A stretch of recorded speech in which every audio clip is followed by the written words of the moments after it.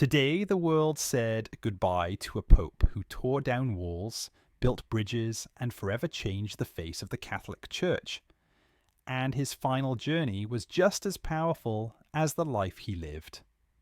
In a moment that felt both historic and deeply personal, the world gathered today to bid farewell to Pope Francis, the man who led the Catholic Church through a remarkable era of change for over 12 years. On Monday morning, Pope Francis passed away, leaving behind a legacy built on humility, compassion, and unity.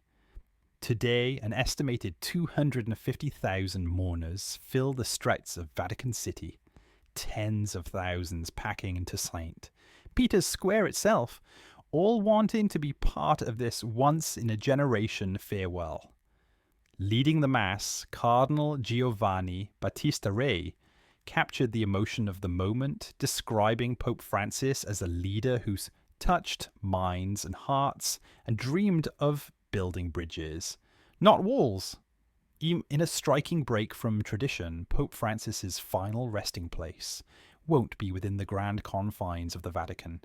Instead, his simple wooden coffin will lie at Santa Maria Maggiore, a humble church in Rome that meant so much to him, a place he visited to pray after every journey abroad. It's the first time in over a century that a pope will be buried outside Vatican City, one final nod to the humility he preached throughout his life. World leaders from every corner of the globe came to pay their respects, among them President Trump and President Zelensky, who, after a bitter clash earlier this year, met face-to-face for the first time since their dramatic exchange at the White House.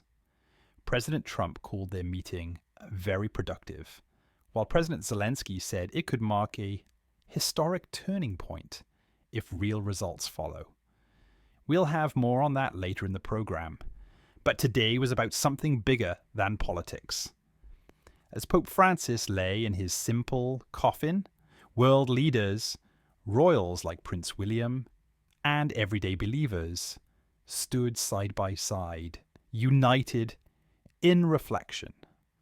There was even applause from the crowd as President Zelensky appeared on the big screen, a rare moment of unity in these divided times.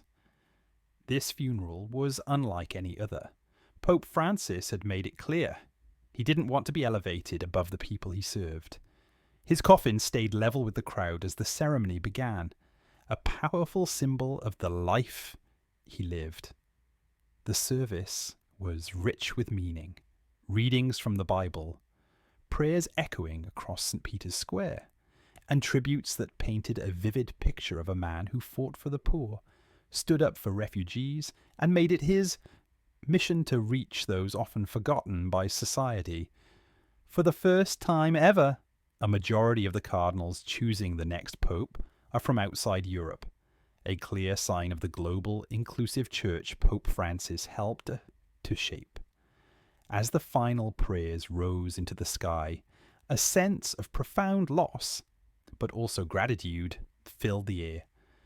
From the most powerful world leaders to the humblest pilgrims, people from all walks of life lined up to take communion, united in their farewell. Finally, Pope Francis's coffin was carried through St. Peter's Basilica one last time, beginning its journey across Rome to Santa Maria Maggiore, a quiet, poorer part of the city, and now the resting place of a pope who lived and died true to his principles. A leader of the people until the very end,